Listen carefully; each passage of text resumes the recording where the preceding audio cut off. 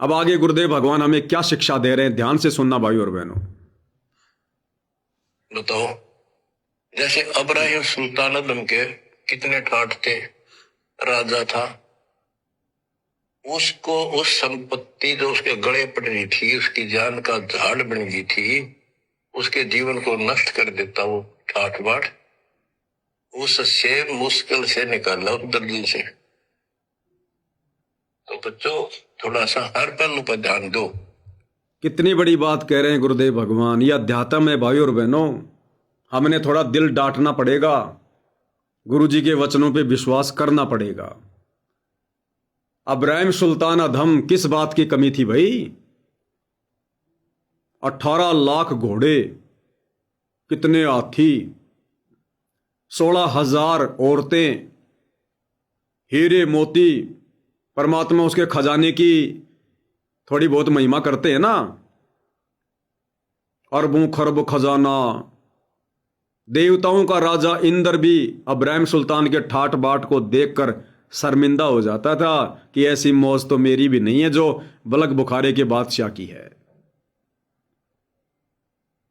और गुरुदेव क्या कह रहे हैं? उस अब्राहिम सुल्तान को उस दलदल से बाहर निकाला जो दलदल उसके लिए उसकी जान का जंजाल बन गया था। यानी वो संपत्ति, वो माया, वो धन, वो पैसा, वो औरतें, वो ठाट बाट, वो हाथी घोड़े, वो मान बढ़ाई, परमात्मा कहते हैं उसके जी का जंजाल था, काल की बेड़ियां थी। हम नादान ये चीजें परमात्मा से मांगते रहते हैं और भगवान ने इन चीजों को क्या बताया? दलदल।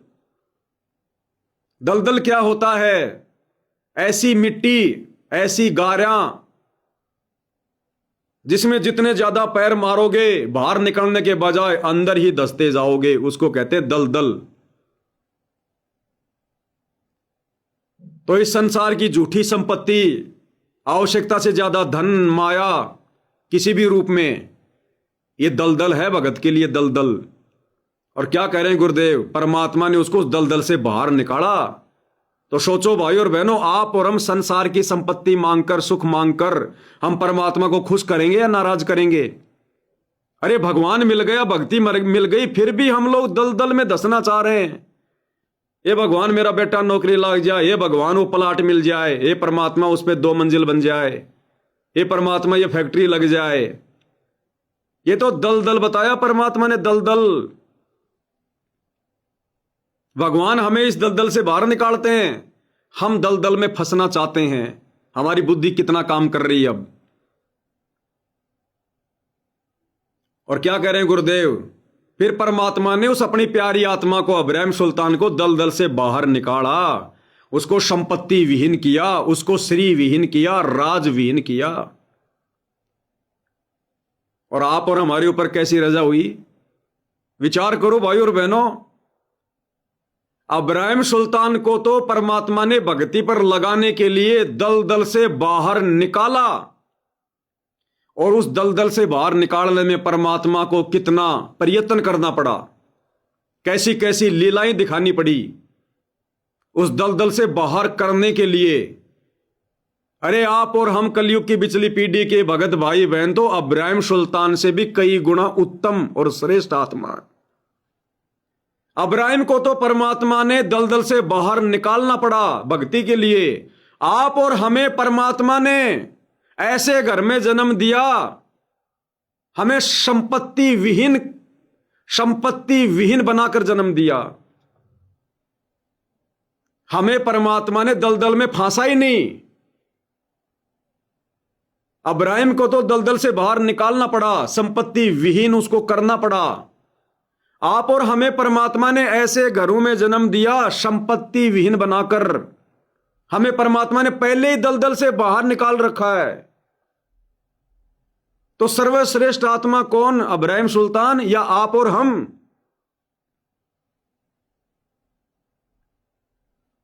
अब यदि हम उसी दलदल में फंसना चाहेंगे अपनी कमजोर बुद्धि के कारण, तो फिर मोक्ष कैसे प्राप्त करेंगे?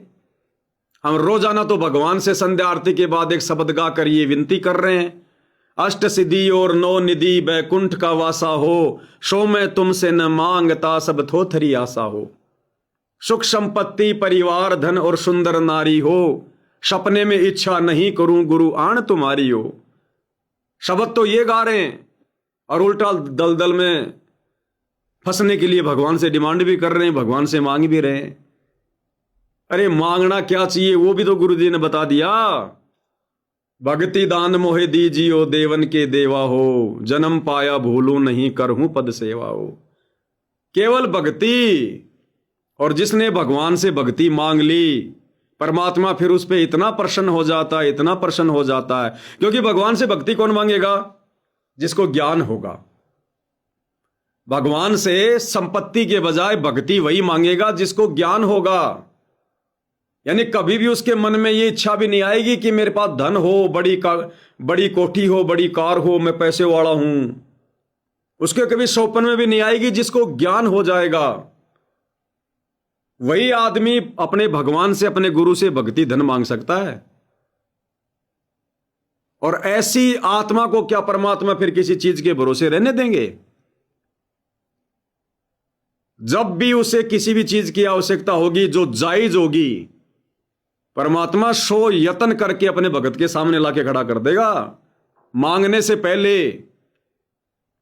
जिस आत्मा को परमात्मा देख लेगा कि संपत्ति इस आत्मा को सौपन में भी नहीं चाहिए, इस आत्मा का एक ही लक्ष्य है कि मैं इस दलदल से बाहर निकलूं, मेरा मोक्ष हो, फिर उस आत्मा की डोर सतगुरु अपने हाथ में पकड़ लेता है। फिर परमात्मा उस प्यारी आत्मा को नहीं फंसने देगा। फिर कल पे कारण कौन है तू कर सेवा निष्काम, मन इच्छा फल देऊंगा जब पड़ेगा मेरे से काम। तो आप और हम अब्राहिम सुल्तान से भी सर्वश्रेष्ठ आत्मा। तो आप और हमें तो भाई और बहनों नाज होना चाहिए, नाज अपने ऊपर भी और अपने पूज्य गुरुदेव भगवान के ऊपर भी।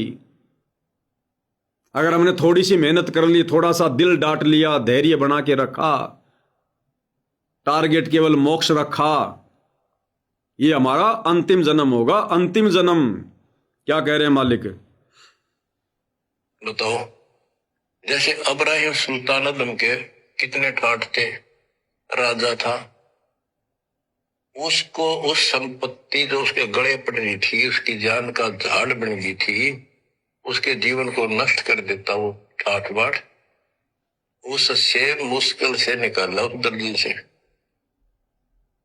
तो बच्चों थोड़ा सा हर पहलू पर ध्यान दो।